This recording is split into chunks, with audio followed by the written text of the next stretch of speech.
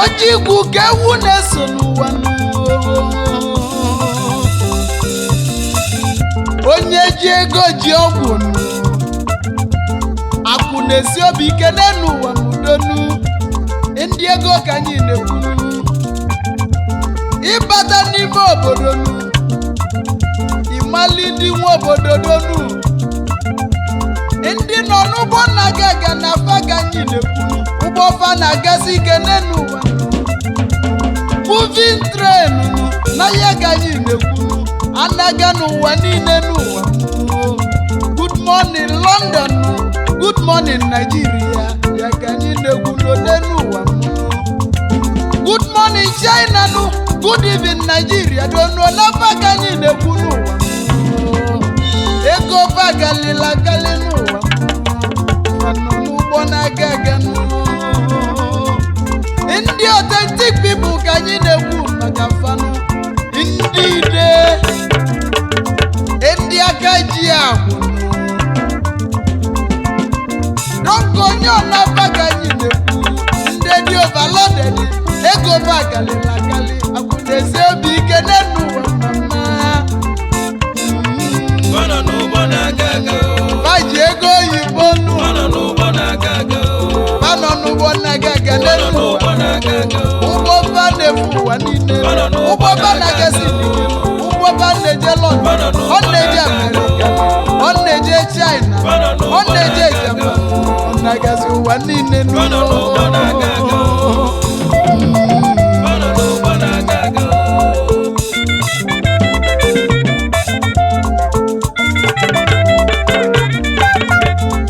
maka na ejiri ọnụ eme tọkọtọkọ n'ife mmadụ lụsi n'elu ụwa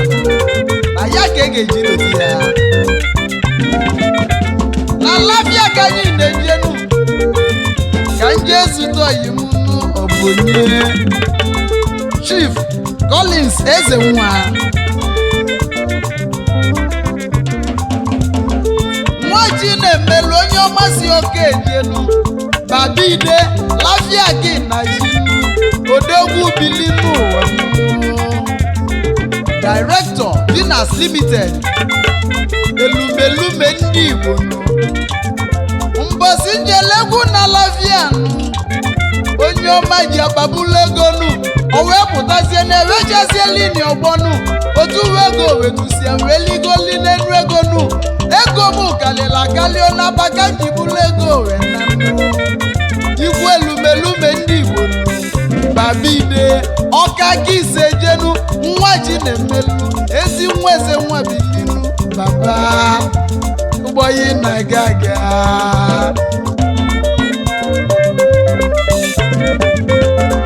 Chief Friday Nnamani ala ya medisua obele nwa ji gọziri agọzi ọfịa fụlagụ 1 na Nkanu n'Enugu steeti Chief Kristi Nwelusi ahụnụ ezigbo oyi mụnụ n'ụmụ ezi ihe ala gị iseje n'ụkwụ ọma bọọlụ ụmụ eze Kriske Limited odogwu onye ọcha bilinu nwoke na-enwe anwụli n'ụkwụ ọma gbọrọ ụmụ eze bili ọ lụrụ ụzọ n'ụmụ eze o tinyelu ụmụ eze ọkwụnụ ọ lụrụ bọstọpụnụ n'ụmụ eze ka eji mmalị ihe n'ụwa bụnụ Priske Limited odogwu obele nwa onye ọma biri ụwa ihe Ogbuefi Omeọgọ 1 n'ihi ala eze Dr. CC Okolie eze Chukwuchiri nke ndị Igbo 1 na Suleja eze Chinyelugo Orumba Kisejenu odogwu bilinu wayi onye ọma mebe ọgọ yinu Omeọgada bụ njọnụ onye ọma bilinu anyị ya Chibuchime Nwobi ji ọfọnụ alụsị Olineke 1 Ludi n'Enugu steeti Uduakọ mmiri n'Ụmụaga Kisiri ngị na-ezigbo nwunye ya Pọlọ Zola Chimeye onye ọma si South Africa wee bịa Madam Gold eze nwanyị ọ ga-adịlụnụ mmadụ n'ụwa donu Israel na-esibili n'igwe zugo nnabi ya onye ọma si olonu Prince Alfred Agana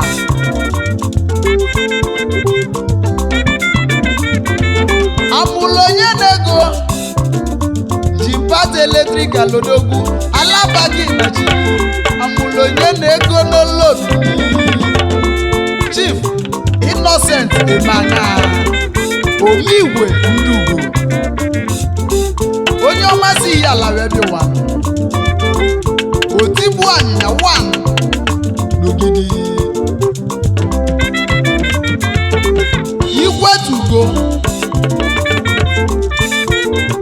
Igwe Nyelụzụ 1 onye ọ ga-adịdị mmanụ gị na odozi akwụghị Chinyere Emanya Ugegbe nwanyị ọ ga-adịlụ ụlọ mma Ọyọ Amala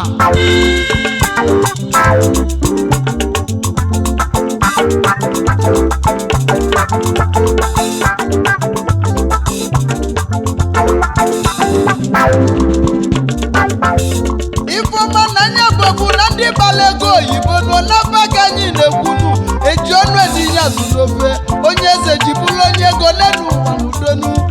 Chijioke ngị wegwunu ndị oyibo bụ ndị ego n'ụwa unu ga-adị nno n'elu ụwa nọ kedu maka Prince Chid John Okoledo ọzọ Pulini ego 1 na Nnewi Ochendo Hotel Limited John Chimes Investment ngị na odozi akwụghị Angela Okoledo First Lady Boutique Limited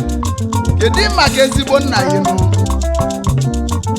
Chief Godwin Okoledo n'Ubili Chairman Ogbunnebu Community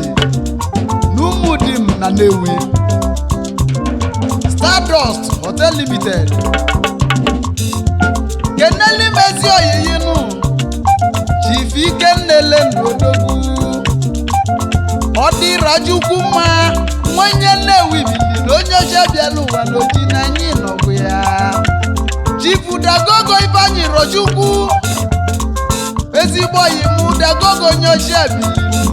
na Zumini na Ndoki na Nkwa West gị isejelu nwaji na-emeli bụ onye ọcha unu gbara ego oyibo unu nọ n'ụgbọ na-aga ụgbọ unu na-agasị ike ọ na-eje obodo oyibo ọ na-eje Germany ọ na-eje na London ọ na-eje na America ọ na-eje Japan Chifu Samuel Udobili Diochi na-ete nkwunu Baba Wine Olinu Samviki Odogwu Baba Wine gị na lụnụ ụgbụnụ na-agasị ike n'elu ụgbụnụ na-agaga n'elu Ọyọ Amala Chief Christian Okoye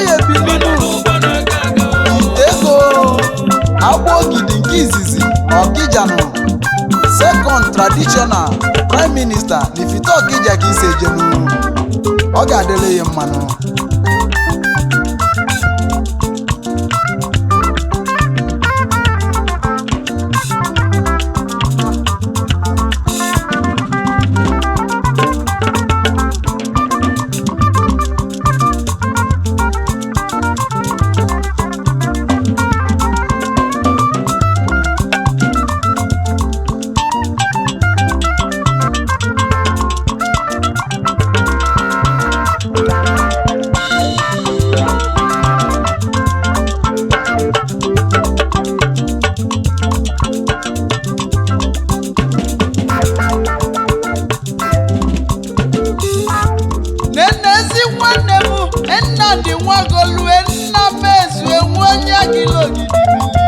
America gị bido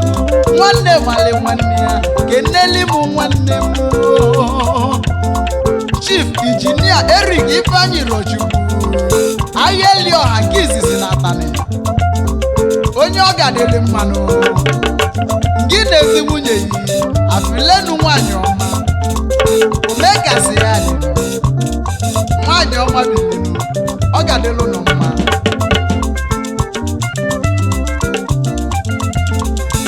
Israel Highness Dilinu Eze eji nwa bụ eze ezi nwa ọhazulike igwe mkpume bili omerọrọ ndị Igbo bili OON odogwu bili nkenke nyijuru igwe enyi ọsọ na anyị geneli ụgbọ unu na-aga n'ụwa edi maka Chief Augustine Okoye Idu Ezudo 1 n'ihi ala ọgọdị ugwu nke izizi na-asị ya onye ọcha bịala ụwa n'ojinu Oskin Fọnichọ bụ onye ọcha na anyị ikenere onye ọma si ihe alego Idu Ezudo biko obili jeladi nwanu Chukwu ọnwa gburugburu amọbụlụ gị na ji onye bụla ebu ebugolu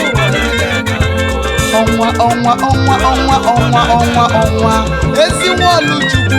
onye ọma bigo ọ ga imelegbu na yidenu ụgbọ unu na-aga n'ụwa unu nọ n'ụgbọ na-aga unu nọ n'ụgbọ na-aga ọ na-eje na London ọ na-eje na America ọ na-eje na Europe unu nọ n'ụgbọ na-aga